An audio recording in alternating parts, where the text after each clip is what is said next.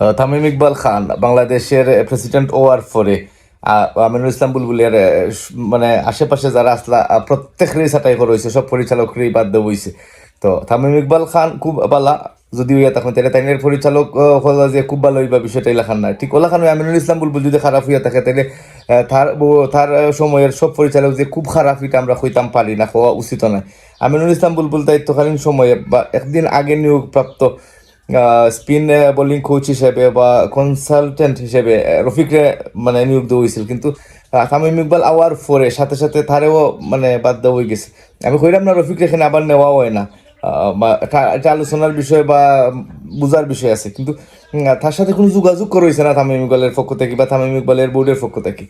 তো এটা খুবই মর্মান্তিক একটা বিষয়, কারণ তামিম ইকবাল আমরা জানি যে তাই বা খুব ভালো প্লেয়ার আজ এরকম আসিল না, মানে আশীর্বাদ পুষ্ট হইয়া সাসা পরিচালক এবং বাই ম্যানেজার এবং বিভিন্ন মানুষের সাথে লিয়াজু হইরা তাই যেহেতু লিয়াজুর করার বা দালালিতে সেরা তানিলা খানকে কিন্তু রফিকের মতো লিজেন্ডারি ক্রিকেটার কিন্তু খের পরামর্শে বা খের অনুরোধে কিন্তু খেলছে না, এবং যতদিন খেলছে বুক ফুলাইয়া খেলছে। এবং বাংলাদেশের ওই সময়ে বহু জয়ের সাক্ষী মোহাম্মদ রফিক, 100টা টেস্ট উইকেট এবং 124টা না 25টা ওয়ানডে উইকেট। যারা ওই সময় খেলা দেখছেন তারা নিঃসন্দেহে স্বীকার করবা যে ওই সময় লাগে রফিকুল লিজেন্ডারি ক্রিকেটার বাংলাদেশের লাগে, যেখানে তামিম তার আশেপাশেও যাইতে পারছে না। যদিও 14টা সেঞ্চুরি লইয়া ওয়ানডে ক্রিকেটও তুমি কত ম্যাচ খেলাইছো এবং খারাপ করার ফলেও তুমি বাদ পড়ছো না, অন্যান্য প্লেয়ারের সুযোগ পেলেও তোমার তার 28টা সেঞ্চুরি করতে পারলো না। কিন্তু তোমার উচিত আছিল যে রফিকের মতো প্লেয়ারের সম্মান দেওয়া, এবং তুমি যারা সম্মান দেয় যারা নেরা এরা তোমারে যাতে বুট দেয় এবং তোমার যাতে সাপোর্ট দেয়, তারারে তুমি কিতা করলে তুমি তোমার ব্যক্তি স্বার্থে তারারে রাখরা ডেকে না ক্যাপ্টেন্স কার্ড এই কার্ড সেই কার্ড দ্বারা। কিন্তু রফিকের মতো ক্রিকেটারের সাথে তুমি এখন পর্যন্ত যোগাযোগ করছো না, এবং তুমি জানতাই যে তারে নিয়োগ দেওয়া হয়েছিল। আমি কইলাম না তার সাথে সাথে আবার নিয়োগ দেওয়া হোক, কিন্তু তার সাথে যোগাযোগ করা উচিত আছিল তোমার।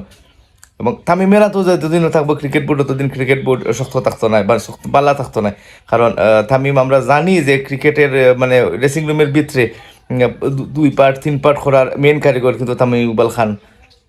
আর তামিম ইকবাল সম্পর্কে আরো বিষয়টা জানা হইব যখন সে ক্ষমতা থেকে যাইব, এবং এত এমন এক পার্সন সব সাংবাদিকরা ক্যাপচার করে নিতে পারে, তার টেকা আছে তো সে টেকা দিয়ে খুব লিয়াজও করতে পারে। এটা আমার কথা অবাস্তব মনে হইতে পারলেও এটা এক সময় প্রকাশ হইবই, এবং তার চেহারার মধ্যেই প্রকাশ হয় যে হে আসলে খাস একটা ভারতের হইলাম না কিছু। আর ধন্যবাদ সবাইকে।